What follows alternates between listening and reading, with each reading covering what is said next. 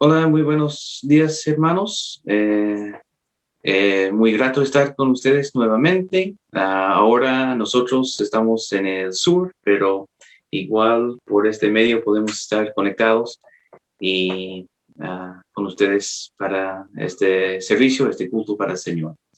Es muy grato para nosotros poder hacerlo y siempre queremos estar presente en la iglesia. Temporada de vacaciones no es una vacación del Señor. Siempre estamos en el Señor y no tomamos vacaciones de lo que es del Señor. Dejamos para Él lo que es de Él. Y nuestro tiempo, nuestra oración, nuestro estudio bíblico no debe cambiarse por vacaciones, ni el deseo de estar con hermanos en el culto. Entonces, por eso estamos conectados con gozo, con alegría en este domingo, en esta mañana, que podamos hacer eso igual a pesar de la distancia. Eso para nosotros es muy agradable también. Estamos hablando del libro de Habacuc y empecé a hablar del libro de Habacuc la semana pasada y ahí estuvimos viendo el asunto de la fe en Habacuc, porque vimos que él tenía algunos reclamos contra, no contra el Señor, sino contra las circunstancias y no entendía cómo eso encajaba con el Señor porque él veía la injusticia, la violencia, la maldad de su pueblo y parecía que Dios no iba a hacer nada. Y ahí él pidió al Señor una respuesta y recibió una respuesta que Dios sí estaba haciendo algo. Estaba levantando un pueblo que sería instrumento de juicio contra Israel. Eso fue Babilonia. Babilonia iba a invadir y tomar control de Israel, llevar mucha gente, matar a mucha gente, destruir a todo, destruir el templo, llevar los instrumentos del templo a Babilonia. Un desastre total. 70 años en exilio iban a sufrir como castigo por su maldad. Y ahí Habacuc plantea un segundo reclamo. Pero Babilonia, ellos son peores que nosotros. A lo mejor somos malos, pero lo que quiero es salvación, no destrucción. Lo que quiero es alivio y no juicio. ¿Y cómo puede ser que nos va a castigar y con un pueblo tan malo como ellos?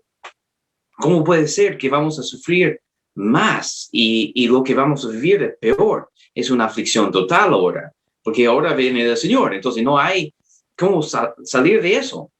Y Dios dice que ya no hay espacio para arrepentimiento también, tampoco para ellos, porque Él había dado un plazo, muchos años, para que pudieran arrepentirse y salvarse de esta invasión.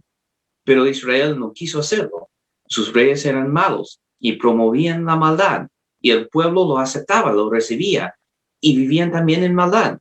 Entonces viene el juicio, y ya viene. Y aunque Habacuc pide otra cosa y pide alivio y pide salvación, y Dios dice, no, ahora viene el juicio. Igual la salvación es individual, una persona puede salvarse y ir al cielo, pero el juicio en la tierra, las consecuencias de su pecado, ya va a tener su fruto. Y entonces Habacuc sabe que eso viene y eso le provoca tristeza. Y la respuesta de Dios frente al segundo reclamo, ¿cómo puede ser que vamos a vivir todo eso? Es que mi justo, por su fe, vivirá. Entonces hay salvación para el individuo que está en Dios, que está en Cristo, pero eso no quiere decir que va a escaparse de lo que está pasando en su mundo. Amalia lo mencionó en sus oraciones hoy, y es muy cierto que la salvación no implica que escapamos de las consecuencias del pecado y muchas maldades que ocurren en este mundo que no tienen relación directa con el pecado. Hay mucho sufrimiento y mucha aflicción en este mundo y tenemos que de alguna forma enfrentar eso. Y vimos la semana pasada que la respuesta es fe. Pero vimos que la fe hay que definirlo bien, hay que entender por la Biblia lo que es fe, hay que entender por la escritura la definición de fe y cómo conseguir la fe. Y lo que vimos ahí es que hay muchas definiciones populares de lo que es la fe que no son ciertas. Y bajo estas definiciones, bajo estas ideas, uno puede enredarse y pensar que si algo malo ocurre en su vida es porque le falta fe. Y eso no es lo que dice la Biblia. La persona de fe igual pasa por las mismas aflicciones en muchos casos. Podemos orar y a veces Dios contesta y a veces Dios nos rescata y a veces cambia la circunstancia, pero muchas veces no lo cambia. Muchas veces Él decide que tiene un plan y que nosotros tenemos que vivir un momento de angustia, de aflicción, de tormenta, de tribulación. Y bajo los esquemas populares del cristianismo, eso es muy confuso, porque uno piensa que si estamos viviendo eso, debe ser que es un castigo, pero no siempre es. A veces son consecuencias naturales del pecado, a veces es porque otra persona decidió hacer algo malo y eso trae consecuencias, a veces es simplemente porque vivimos en un mundo caído, bajo una maldición, y hay cosas malas que suceden. Y entonces la fe es lo que nos mueva, lo que nos permite mover dentro de eso y aceptar la voluntad de Dios. Cuando no es lo que queremos, parte de la fe es confiar en el plan de Dios cuando no tiene sentido para nosotros. Cuando hay aflicción y no podemos explicar por qué, igual hay que confiar en Dios. Dios es confiable. Primeramente creemos en quién es Dios y segundamente confiamos personalmente en Dios. Tomamos la decisión de confiar en Él. Y entonces, bajo estas cosas tenemos fe y ahí podemos avanzar. Ahora, avanzando en esta manera, igual hay opciones. ¿Cuál actitud vamos a usar o vamos a tener cuando estamos enfrentando cosas incómodas así? Cuando hay aflicción, cuando hay problemas, ¿cuál es la actitud que debemos tener? Y vamos a ver en nuestras Biblias, obviamente, en el libro de Habacuc. Eso está en el Antiguo Testamento. Si quieren ver aproximadamente dónde está en la Biblia, estamos hablando en el Antiguo Testamento, en la última parte del Antiguo Testamento. Y vamos a estar en Habacuc 3, versículo 17. Y ahí Habacuc estaba viendo este tema y estaba viendo cómo seguir, cómo avanzar, entendiendo que viene este juicio y que no se puede cambiar y que él lo va a vivir, en su generación lo va a vivir. Y entonces, ¿qué es lo que él puede hacer en su emoción, en su vida espiritual? Tiene la fe, él lo va a vivir y va a confiar en Dios. Pero ¿con qué actitud? Y entonces aquí vemos, de hecho voy a empezar en versículo 16 un poco, y ahí 17, 18, 19. Y dice ahí, tranquilo espero el día de la angustia, al pueblo que se levantará para invadirnos. Y aunque la higuera no eche brotes, ni haya fruto en las viñas, aunque falte el producto del olivo, y los campos no produzcan alimento, aunque falten las ovejas del aprisco y no haya vacas en los establos, con todo eso me alegraré en el Señor y me regocijaré en el Dios de mi salvación. El Señor Dios es mi fortaleza, Él ha hecho mis pies como los de las sierras, y por las alturas me hace caminar. Para el director del coro, con mis instrumentos de cuerda. Entonces, Habacuc está diciendo, yo sé que viene sufrimiento, sé que viene aflicción, sé que viene angustia. Todas estas emociones del momento viene algo malo y eso produce en nosotros una sensación de aflicción y una sensación de angustia. Viene algo malo. Y no tenemos que mentirnos de decir que algo malo es bueno, que el sufrimiento es bueno. Tiene un aspecto de bueno, pero cuando viene no es placentero en el momento y no tenemos que fingir que sea así. cuando estamos en un momento de angustia, cuando estamos en un momento de duelo, cuando estamos en un momento de luto, tenemos que reconocer lo que es. No podemos fingir, o no debemos fingir, podemos, pero no es saludable, no debemos fingir que todo está bien. Que el Señor dice que tengo que tener gozo y alegría, y así que la aflicción y la angustia y el duelo no son reales. La Biblia no dice eso y no enseña eso. Sí enseña que tenemos que ser felices y tener gozo, pero también habla de angustia, habla de dolor, habla de tristeza. Nos confundimos a veces porque el mundo evangélico a veces nos dice que el cristiano no tiene que sentir tristeza ni angustia. Y eso tiene un aspecto de verdad, pero no es toda la verdad. Y lo que queremos ver un poco hoy es cómo enfrentar estas situaciones de angustia y aflicción. Y porque la Biblia dice aquí alegría, felicidad y gozo en angustia y aflicción y tristeza. Y eso nos señala que tenemos que hacer un cambio en nuestro pensamiento de lo que es alegría y gozo en la Biblia. Porque ¿cómo podemos tener alegría y gozo y angustia y tristeza en el mismo momento? Para nosotros son cosas contrarias que no se pueden mezclar. ¿Cómo puedes tener alegría y tristeza? ¿Cómo puedes tener gozo y angustia en el mismo momento? Y aquí tenemos que ver que, primeramente, que lo que la Biblia está diciendo acerca de gozo y alegría y paz no tiene que ver con circunstancias.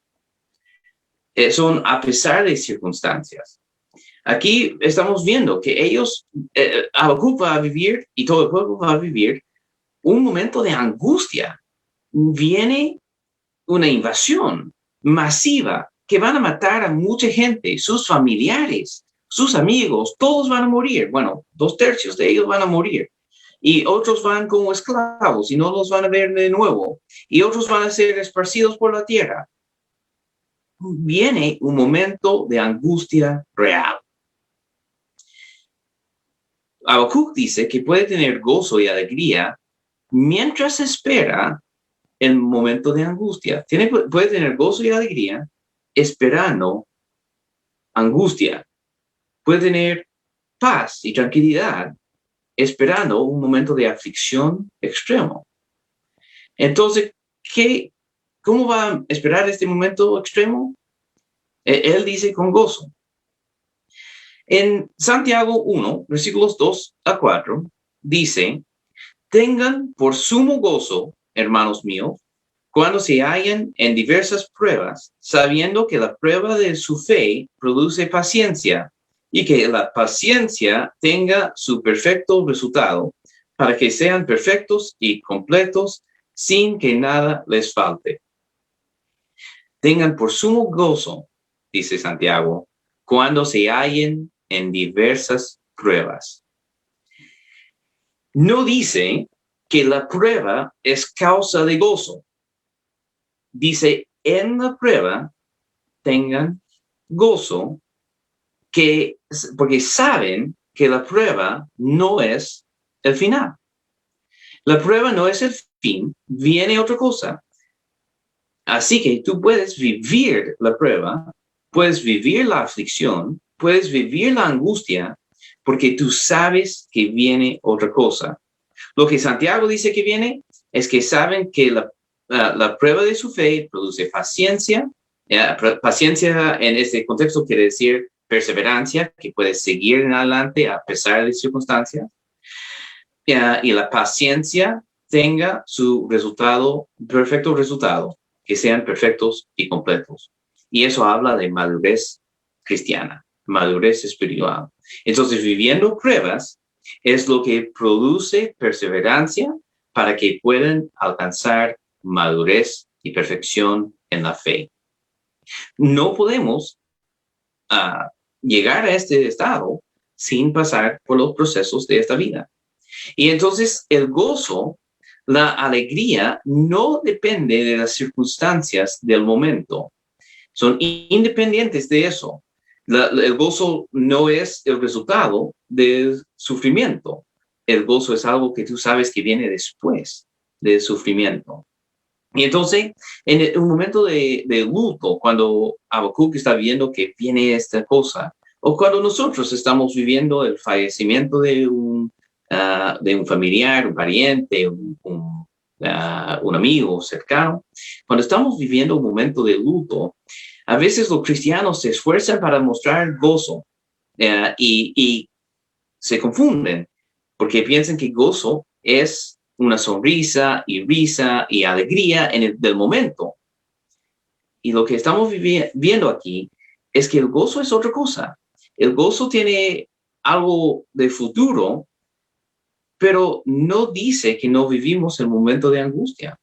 No dice que no vivimos el momento de tristeza. Vivimos estos momentos. Jesús lo vivió. Si se acuerdan, terminamos la semana pasada viendo a Jesús en Getsemaní, ahí agonizando, porque sabía que venía la muerte y estaba llorando. ¿Por qué? ¿Por alegría? No, porque en el momento uno vive ciertas condiciones emocionales. Y dice Hebreos que él lo vivió por el gozo, pero el gozo no fue la emoción del momento. La emoción del momento fue angustia y tristeza y a lo mejor miedo. Pero hay gozo en la aflicción. Y eso quiere decir que tenemos que cambiar nuestra definición. ¿Qué es gozo? Bueno, no depende de circunstancias. Podemos tener gozo en momentos de enojo, angustia y tristeza. Las emociones auténticas no son condenadas. Cuando tú sientes tristeza, no tienes que mentir y decir, no, soy feliz. Cuando tú tienes miedo, no tienes que mentir y decir, no tengo miedo de eso, nada. No, o sea, la Biblia no condena honestidad con nuestras emociones. Podemos reconocer lo que estamos viviendo. Cuando estamos viviendo duelo, vivimos duelo. Cuando estamos viviendo miedo, hay miedo. Cuando estamos enojados, estamos enojados. Y hay que resolver estas cosas, pero negar la realidad de esas cosas no es saludable, no es bueno, no es bíblico. Es bíblico reconocer lo que estamos viviendo y después encontrar la solución. Pero la parte de ser espiritual no es tapar todas las emociones.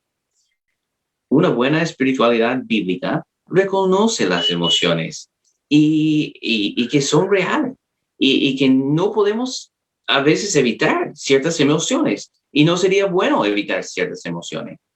Y entonces vivimos cualquier circunstancia y podemos tener las emociones auténticas del momento y nada de eso es contrario de la fe y el gozo y la alegría que la Biblia nos exige. Entonces estamos cambiando definiciones. Entonces, si el gozo no depende de las circunstancias ni de las emociones del momento, lo segundo que quiero decir es que el gozo tampoco depende del control de las circunstancias. En algunos círculos cristianos o medio cristianos, enseñan que uno puede controlar las cosas por declaraciones de fe. Si tú oras con mucha fe, tú puedes cambiar las cosas y eso es lo que te da gozo y alegría. Entonces tú sientas miedo y tú dices, ya no siento miedo, y con esa declaración de fe, tú eliminas el miedo, te rechazo el miedo, o tratan el miedo como si fuera un demonio y intentan expulsar al miedo. La Biblia tampoco enseña eso. El dominio sobre nuestras circunstancias no es requisito para gozo. No es el medio de conseguir gozo, ni paz, ni alegría. Estas cosas no se logran a través de dominio por declaraciones de fe, ni por experiencias de éxtasis. No podemos controlar las circunstancias. No somos capaces de hacer eso. La Biblia dice que estamos sentados con Cristo en el cielo. en un sentido es cierto que estamos con Cristo, cuando somos salvos, estamos con Cristo y Él está de nuestro lado. Pero nosotros no somos reyes. Nosotros somos siervos, sentados a los pies de Cristo. Dependemos 100% de Cristo. Él es el único poderoso. Nosotros podemos pedir. Nosotros podemos hacer oraciones rogando a Dios que cambie cosas. Podemos clamar a Dios. Pero Él tiene la decisión final. Nosotros no tenemos dominio sobre las circunstancias. No tenemos autoridad sobre el mundo. Y no podemos cambiar emociones con simples declaraciones. No funciona así tampoco. Podemos engañarnos un poco, pero no podemos cambiar las cosas con simples declaraciones de fe. Si yo digo, no tengo miedo, pero tengo miedo, el hecho de decir que no tengo miedo no cambia mi miedo. Puedo hacer cosas mentales para ayudar, para aliviar, para enfrentar, para vencer al miedo, pero no puedo controlarlo así. También a veces la gente dice, hay que tener más fe, y lo dicen con sinceridad, quieren aumentar tu fe. El problema es que no puedo decir, quiero más fe, y por lo tanto tengo más fe.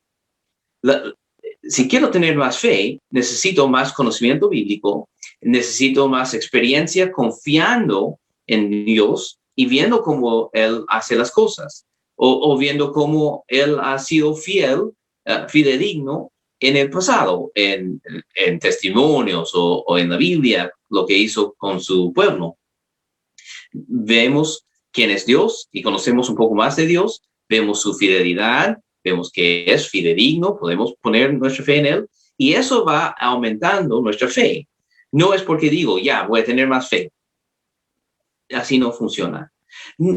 Puedo pedir a Dios que me ayude, y Él me puede ayudar, pero creo que la mayoría de las veces no nos ayuda por dar una infusión de fe. No es una inyección que se puede hacer como la vacuna, y ahí tengo un poco más de fe para vacunarme contra las cosas.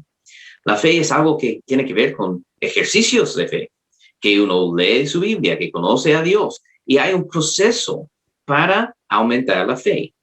Y también hay procesos para vencer el miedo y la tristeza y la angustia y la aflicción y todas esas emociones que podemos tener. Hay procesos que podemos hacer, pero los procesos son largos, no cortos. Son difíciles, no fáciles. No hay formas de encontrar una forma más corta para lograr lo mismo. Como la gente quiere hacer con mucha cosa.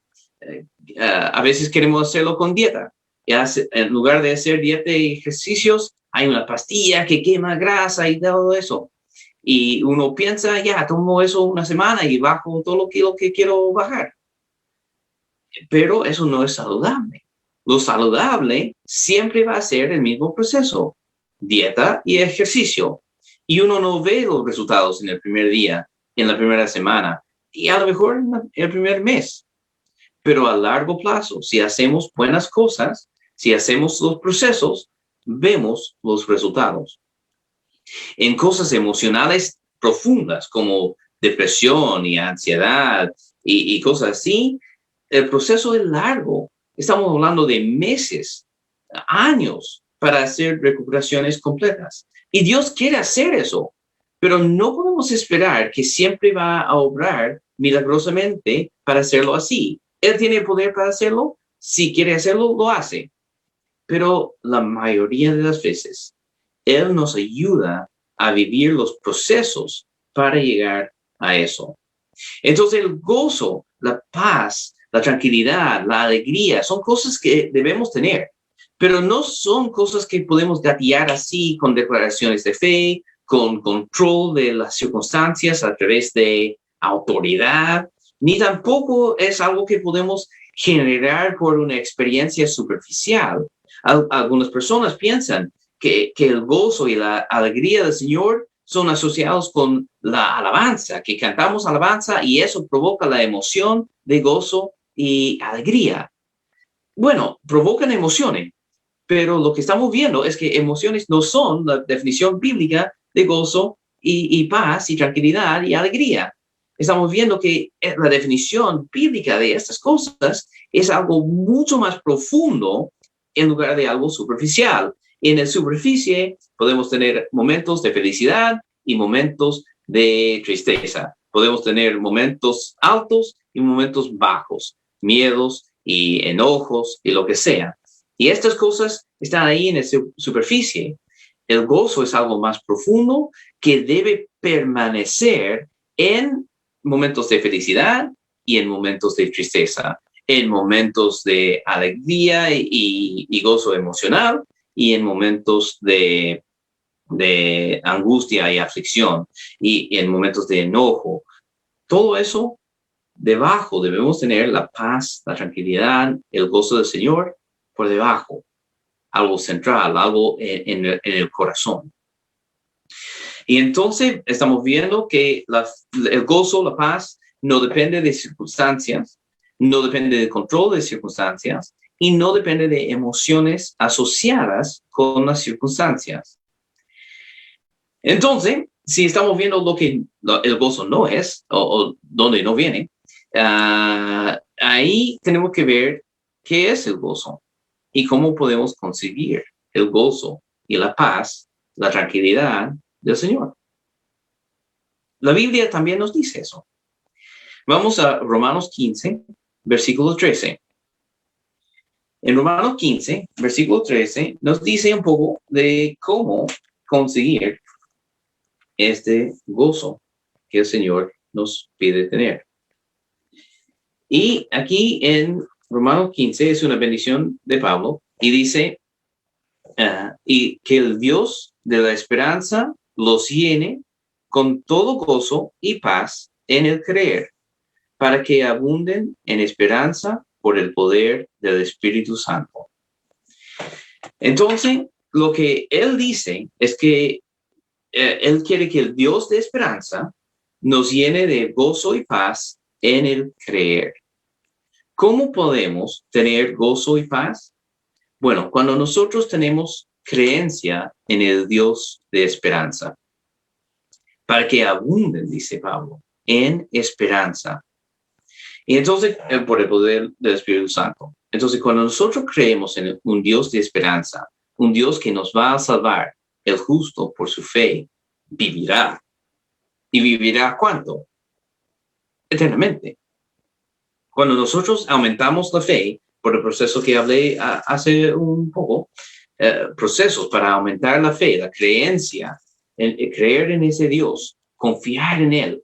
Cuando podemos conocerle y creer que Él es real, que recompensa a los que le buscan, cuando creemos en Él personalmente, confío en Él para mi salvación, eso va a producir en mí esperanza. Y un efecto de la esperanza va a ser gozo y paz.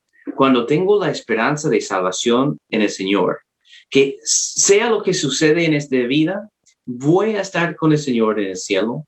Eso puede empezar a cambiar mi vida, que Él me va a cuidar con lo que es necesario para mí. Los procesos que estoy viviendo. No puedo cambiar, controlar, nada de eso. Pero puedo tener algo más profundo. Mi relación con Cristo tiene que ser la fuente de esperanza y como producto de eso, también gozo y paz. Entonces, el gozo es una actitud permanente y profunda relacionada con la esperanza, la confianza, la certeza del futuro. Y estoy hablando de un futuro más allá de este mundo, un futuro en los cielos. Es una actitud basada en saber que eso viene, en saber quién es Dios, en saber que Él es fiel, en saber que puedo confiar en Él. Y cuando yo realmente tengo estas creencias y lo voy fortaleciendo a través de ejercicios, a través de lectura bíblica, a través de procesos, cuando tengo eso va a producir en mí esperanza, que produce también gozo y paz. Entonces, la fe y el gozo se alcanza por conocer y considerar estas cosas y hacer cosas que también fortalezcan los músculos de confianza, de fe. Filipenses 4:4-9, también creo que es relevante, quiero verlo. En Filipenses hay un tema de gozo. Y Pablo lo plantea muchas veces en Filipenses, se podría hacer un estudio más profundo. Aquí en Filipenses 4:4-9, habla un poco de lo que quiero ver aquí. Dice, reconcíjense en el Señor siempre, no siempre, solamente en tiempos buenos, no solamente en tiempos malos, siempre. Reconcíjense en el Señor siempre. Y otra vez lo diré, reconcíjense. La bondad de ustedes sea conocida de todos los hombres, el Señor está cerca. Entonces, es la esperanza que el Señor está aquí y su regreso también está cerca. Él va a venir y nos va a salvar. Aunque hay juicios, aunque hay angustias asociadas con eso, la confianza, Él está cerca. Y por lo tanto, por nada estén afanosos, antes bien en todo, mediante oración y súplica con acción de gracias, sean dadas a conocer sus peticiones delante de Dios. Una cosa que podemos hacer que es muy tangible para considerar y pensar en estas cosas es presentar esas cosas al Señor en oración y súplica con acción de gracias, recordando las cosas buenas que Dios ha hecho en nuestras vidas. Presentamos oraciones y súplicas, pero no nos olvidemos de dar gracias, porque al dar gracias, gatillamos en nuestra mente estas cosas que Dios sí ha hecho en nuestras vidas. La gratitud nos va a cambiar. Él no quiere que seamos afanosos. Parte de eso es que presentamos lo que queremos a Dios en súplicas, en oraciones. Pero también es recordar lo que Dios ha hecho en nosotros, lo que ha hecho en otras personas también. Y darle gracias por eso y aumentar la gratitud. Sean dadas a conocer sus peticiones delante de Dios. Y la paz de Dios, que sobrepasa todo entendimiento, guardará sus corazones y sus mentes en Cristo Jesús. Entonces es un proceso de corazón y es un proceso mental también. Tenemos que unir esas dos cosas, algo de corazón y algo de mente. Y ahí y Él guardará sus corazones y sus mentes en Cristo Jesús. Por lo demás, hermanos, todo lo que es verdadero, todo lo digno, todo lo justo, todo lo puro, todo lo amable, todo lo honorable, si hay alguna virtud o algo que merece elogio, en esto mediten. Muchas veces pasamos nuestro tiempo viendo cosas que son negativas, positivas. Y no estoy hablando de nuestra perspectiva, si somos optimistas o pesimistas. No estoy hablando de eso. Estoy hablando que nos alimentamos con esta cosa. Vemos series, vemos noticias, vemos Facebook, donde la gente pone sus problemas. Pero más solamente sus problemas, ponen cosas que no son buenas cosas. Vemos en ellos actitudes malas. Vemos rabia contra cosas que no tienen ningún sentido. Vemos la maldad del mundo, identidad de género y vemos el control que el gobierno quiere exigir sobre nosotros y ejercer sobre nosotros y toda esa cosa. Vemos la maldad del mundo, injusticias, matanzas, vemos represiones, vemos injusticias. Todas estas cosas vemos. Maldad, maldad, maldad, maldad. ¿Qué es lo que Pablo dice si queremos la paz de Dios? Todo lo que es verdadero, todo lo que es digno, todo lo que es justo, todo lo que es puro y amable, y honorable y virtudes y lo que merece elogio. Eso piensan, eso mediten en su mente, que eso sea la película que vamos repasando. Muchas veces nos quedamos enredados en cosas malas. Yo soy así también. Puedo recordar todas las cosas malas que he hecho, las cosas de vergüenza que he hecho, y pienso, la gente debe odiarme.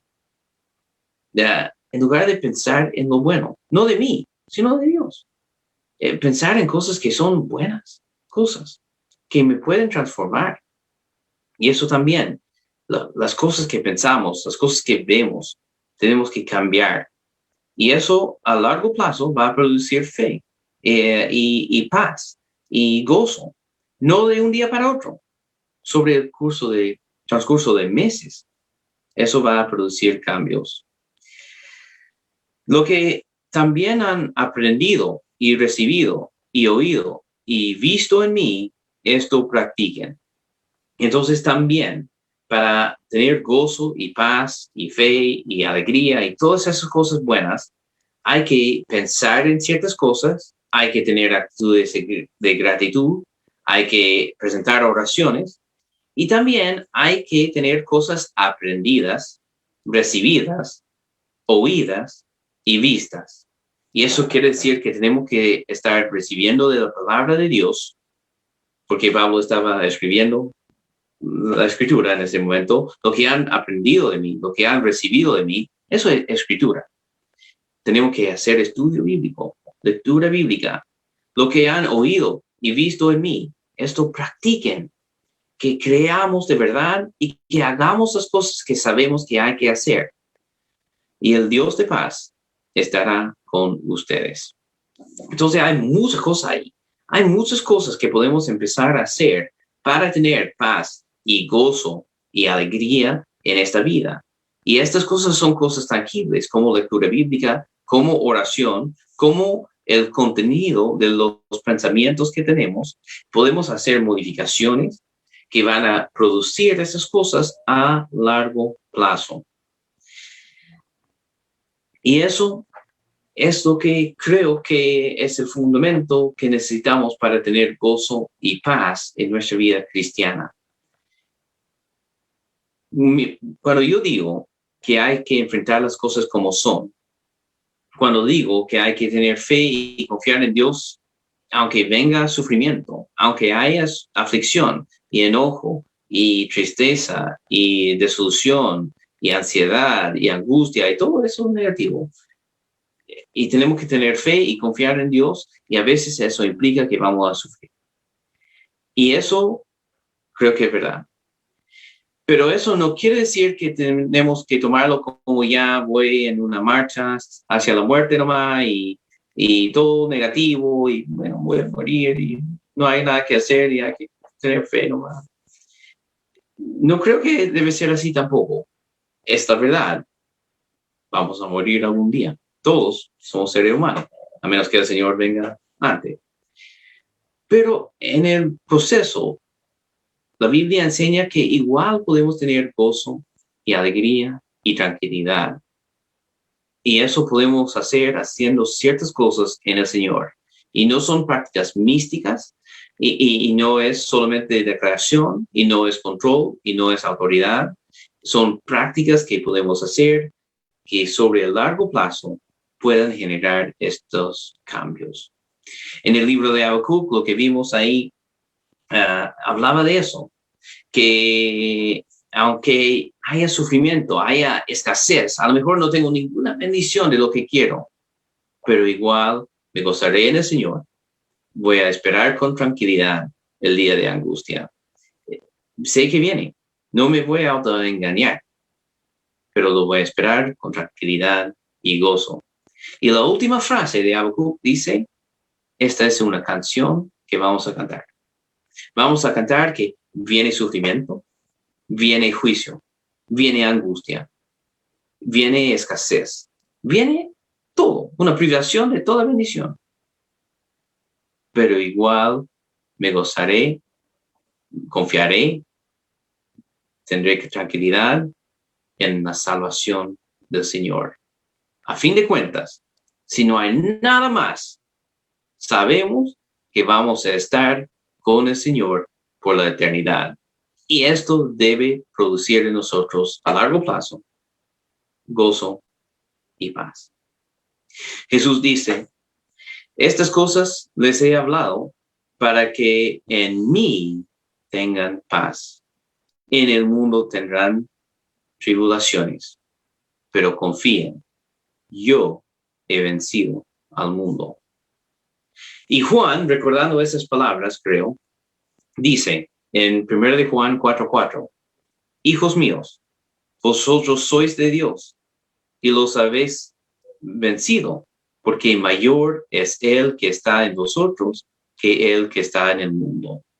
Si Cristo está en ti, si tú has aceptado con fe y arrepentimiento y bautismo al Señor y estás andando en Él está en ti y Él es mayor que todo y Él te puede conducir a los cielos.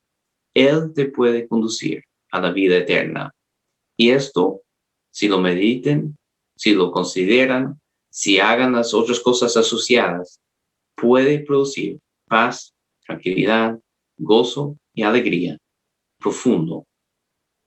A pesar de circunstancias y a pesar de emociones, podemos tener esas realidades en nuestra vida. Gozo, paz y tranquilidad. Y eso quiero para ustedes también. Señor, te damos gracias en este día domingo, que podemos otra vez estar con nuestros hermanos y podemos estar viendo estas cosas. Y pido por cada uno que está ahí escuchando, participando en este culto, que tú puedas ayudar en estos procesos. No estamos pidiendo milagros, aunque sabemos que tú puedes si quieres.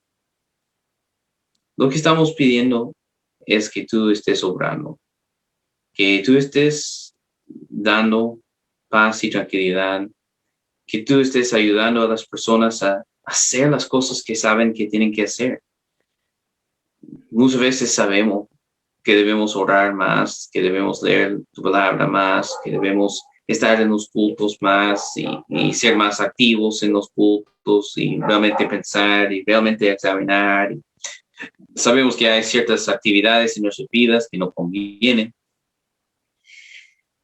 y no lo hacemos.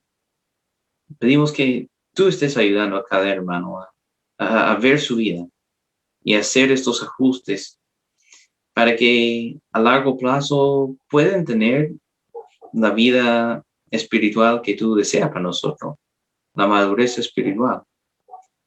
Pero la madurez, sabemos que es algo que no se puede lograr en un día, en una semana, en un año.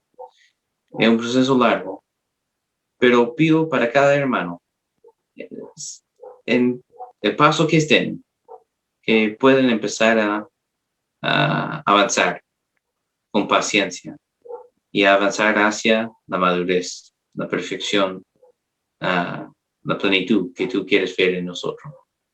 Pedimos estas cosas, tu bendición sobre cada uno y sobre todo para los que no te han recibido con fe y arrepentimiento del bautismo, que lo hagan para que puedan comenzar en este camino. Pedimos eso en el nombre de Jesús. Amén.